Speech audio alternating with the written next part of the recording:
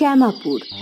এখানে বসবাস করে খুব কম মানুষই, বেশিরভাগই চলে গেছে শহরে।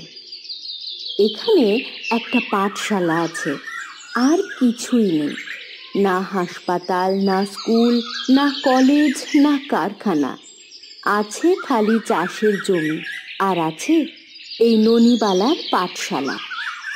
আগে এটা তার বাবা চালাতেন, এখন তিনি একাই চালান। গুরুদক্ষিণা হিসাবে ছাত্রছাত্রীরা করে তার খাদ্য সংস্থান। শিক্ষক দিবসে সকলে মিলে দেয় একখানা শাড়ি, ওই দিয়েই ননিবালার দিন চলে। বছর আসে, আর বছরের পর নতুন বছর। আর এইভাবেই তিনি এই গ্রামেই তার 60টা বছর কাটিয়ে দিলেন কোনো একজনের অপেক্ষায়।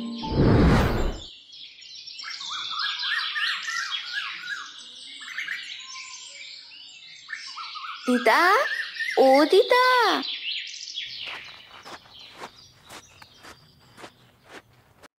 কি করছো গো দিদা? কি আর করব, ছেঁড়া কাঁথা সেলাই করছি। আজ রবিবার, বাবা মাংস এনেছে, মা রান্না করছে। মা বললো তোমাকে ডেকে আনতে। হ্যাঁ, আর তাই আমরা তোমাকে নিয়ে যেতে এসেছি।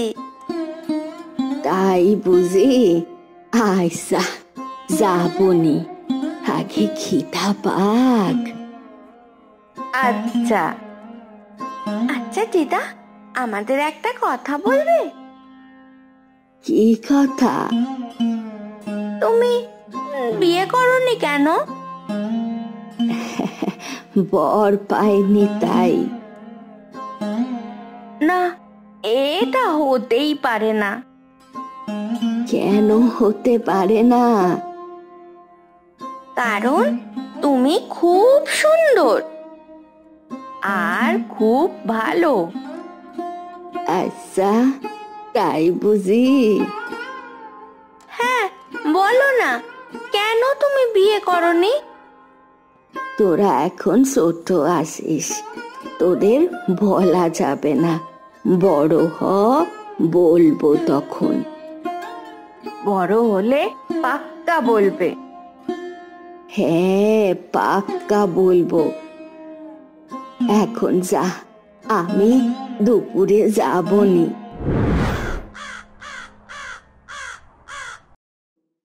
ননি রুগ্ন শরীর নিয়ে ঘর ঝাড়মোছ করে স্নান সেরে পুজো দিয়ে বের হলো চিনিদের বাড়ির উদ্দেশ্যে। কাজের মাঝে ভাবার সময় হয়নি। পাড়াগাঁয়ের ফাঁকা রাস্তায় হাঁটতে হাঁটতে ননি ভাবছে, ওরাই মাঝে মধ্যে ভালো কিছু রান্না বান্না করে খাওয়ায়, না হলে আমার রোজ সিদ্ধ ভাত আর লঙ্কা পেঁয়াজি খাদ্য সকাল দুপুর রাত। আমার জীবনটা হয়তো এমন হতো না। বাবা আমাকে শহরের কারো সাথে বিয়ে দিয়ে দিতেন যদি না আমি এই পাঠশালার জন্য জোর করতাম। তবে এই পাঠশালা একমাত্র কারণ না, আরেকটা কারণ যা আমাকে এই গায়ের কারো সাথে বিয়ে থা করে জীবন কাটাতে আটকেছে। তা কি আর চিনি তন্ময়ের মতো ছেলেগুলিকে বলা যায়? কে? কি কি কি হয়েছে? বলছি, এ গায়ে কি ননিবালা বলে কেউ থাকে? অনেকদিন পর নিজের নাম শুনল ননিবালা। নইলে সবাই তো তাকে দিদি, কাকিমা, দিদা বা দিদিমা বলে ডাকে। তাই কিছুক্ষণ ভেবে মনে পড়ল তারই নাম ননিবালা। হ্যাঁ, আমি ননিবালা। উফ, শেষমেশ পেলাম আপনাকে। কে তুমি, আর কোথা থেকে এসেছো? একটু জল খাওয়াবেন, তারপর বলছি সব। এই রে, আমি তো বেরিয়েছি চিনিদের বাসার উদ্দেশ্যে, কিন্তু একে বাড়ি না নিয়ে গিয়েও তো পারছি না। দেখে তো মনে হচ্ছে শহর থেকে এসেছে, বাস স্ট্যান্ড থেকে হেঁটেই এসেছে। পোড়া কপাল, একটা গরুর গাড়িও পায়নি। আর শহরে তো আমার কেউ নেই, আমার খোঁজই বা এলো কেন? যাই, ভিটে নিয়ে গিয়ে জল বাতাসা দি। এসো হে পিছু পিছু, এসো এসো। চলুন দিদিমা।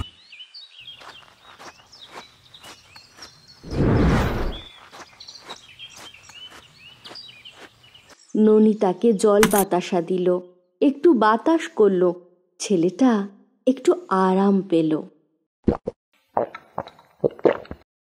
এবার বলো দেখি বাবা, তুমি কে? কোথা থেকে এসেছো? নীতিশের বলার আগেই চিনি ও তন্ময় বাড়ি ঢুকলো। আমরা তোমাকে নিয়ে যেতে এসেছি। আরে, যেতেই তো নিয়েছিলুম।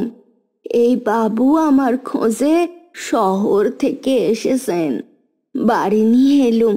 তোরা যা যা খেয়ে নে, আমি সময় করে যাবনি। আচ্ছা।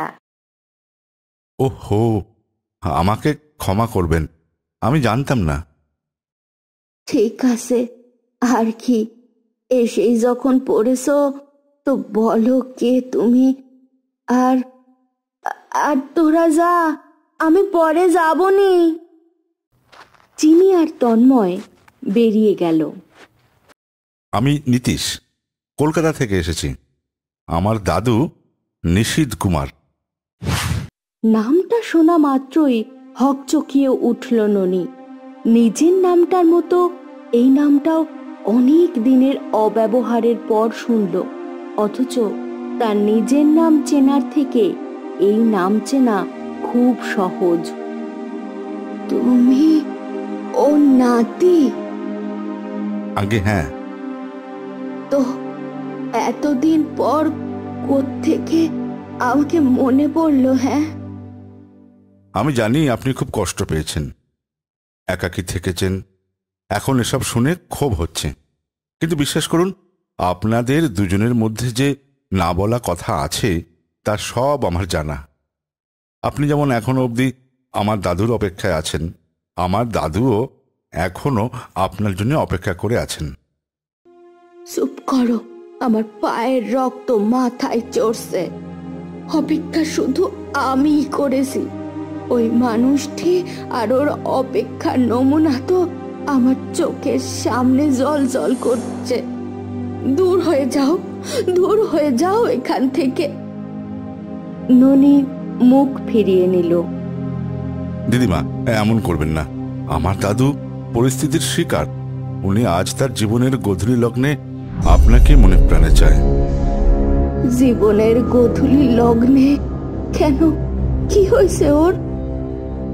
ওর বুকে সমস্যা ধরা পড়েছে। ডাক্তার বলছে আর মাত্র কিছুদিন। না, আহা, এসব বলো না। বিশ্বাস করুন, দাদু আমাকে বলেছেন তিনি আপনাকে কতটা ভালোবাসেন। এমন কোনোদিন যায়নি যেদিন তিনি আপনার কথা মনে করেননি। তাহলে এতদিন আসেননি কেন?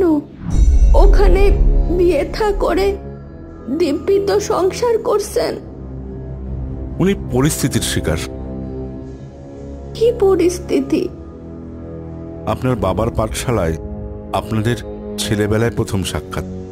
তারপর আপনি এই স্কুলে শিক্ষকতা শুরু করেন। তখনই আপনাদের মধ্যে প্রেমালাপ শুরু হয়।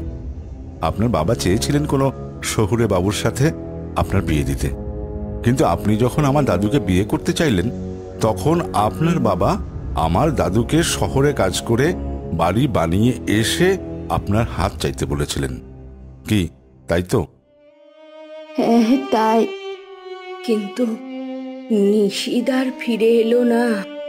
বাবাও চলে গেল, আর আমি সম্পূর্ণ একা হয়ে গেলাম। দাদু শহরে এসে একটা কারখানায় কাজ তো পান, কিন্তু কাজ করে বাড়ি করতে 4 বছর সময় লেগে যায়। আবার পদোন্নতিও হয়।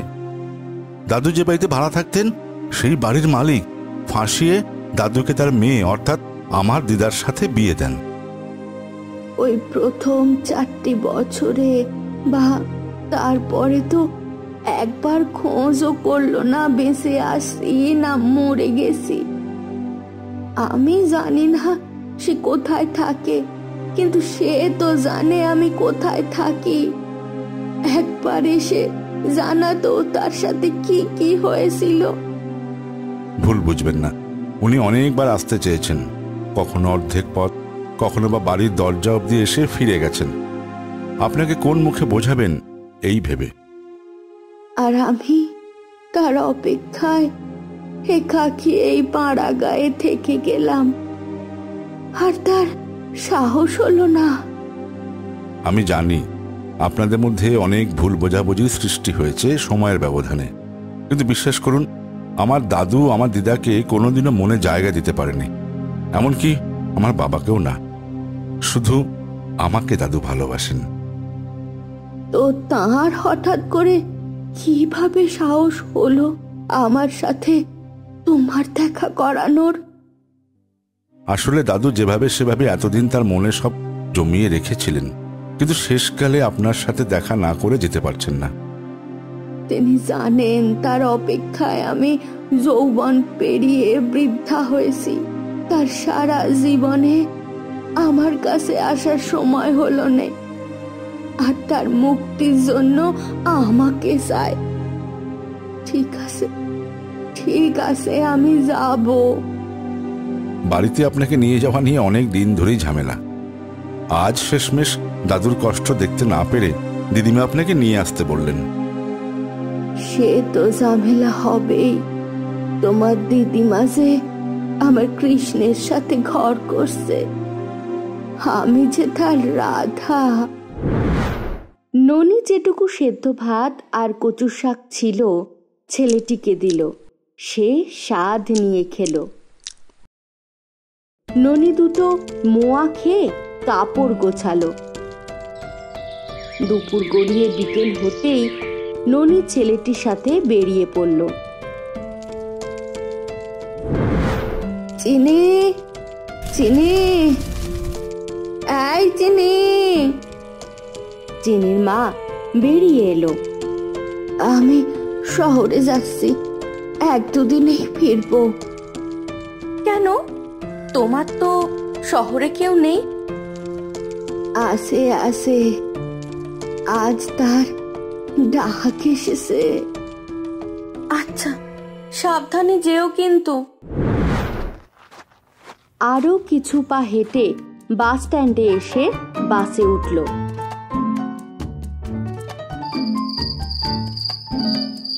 রাত পেরিয়ে সকাল হলো। ননি পৌঁছলো কলকাতায়। কলকাতায় সবকিছু জমজমাট করছে মানুষের ভিড়ে। বাস থেকে নেমে অটোয় উঠল। অটো থামলো এক মস্ত বাড়ির সামনে। ননি গাড়ি থেকে নামলো।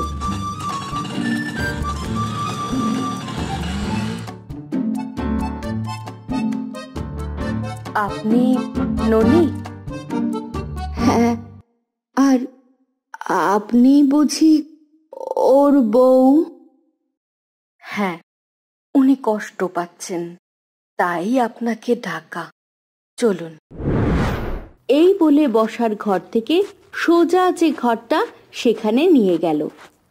নিশীথ কুমার শয্যাশায়ী, রুগ্ন শরীর, ফ্যাকাশে মুখ, হালকা খোলা চোখেই ননিবালার উপস্থিতি লক্ষ্য করেই নিশীথ কুমার হালকা কাঁপা স্বরে ননি বলে ডাকল। ননি। ননিবালা তার দিকে এগিয়ে গেল। মাথায় হাত ছোঁয়াতে গিয়ে ওকে ওকে ছোঁবেন না, বাধা পেল রেণুবালার। বাইরে থেকে এসেছেন আপনি, আমাকে ক্ষমা করে দাও। আহা, কথা বলো না, কষ্ট হবে। আমি তোমাকে ক্ষমা করে দিয়েছি। তারপর আর কোনো কথা নেই।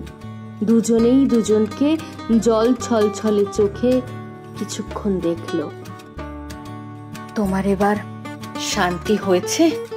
এবার ওকে যেতে দাও। উনি ওর সংসার ছেড়ে এসেছেন। ননিবালা বুঝল রেণুবালার তাকে সহ্য হচ্ছে না। তুমি সুস্থ হয়ে যাবে, ভালো থেকো, আমি আমি আসি। ননি, আমাকে ক্ষমা করো। হ্যাঁ হ্যাঁ করেছি। এই বলে ঘর থেকে বেরিয়ে এলো। কারো সাথে কোনো কথা না বলেই বেরিয়ে এলো বাড়ি থেকে।